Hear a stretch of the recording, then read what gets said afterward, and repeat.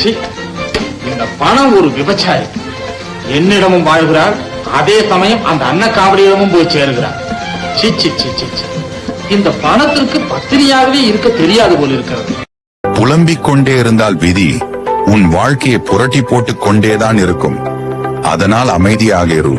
விதியும் வெறுத்து விலகி போகும். புலம்பல் பலவீனத்தின் அடையாளம், அமைதி தன்னம்பிக்கையின் மொழி.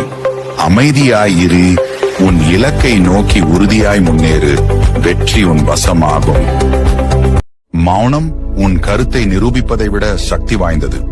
நம்பிக்கை உடைந்துவிட்டால் மன்னிப்பு என்பதற்கு அர்த்தமே இல்லை. உன் செயல்களை கட்டுப்படுத்து. எதிர்வினையை சுருக்க கற்றுக்கொள். நீ நேர்மையாக இருந்தால் உன்னை பெற தகுதியில்லாதவர்கள் விலகிச் செல்வார்கள். 1000 அழகான முகங்களை விட ஒரு அழகான இதயம் மேலானது. அதிகம் யோசிப்பதை நிறுத்து.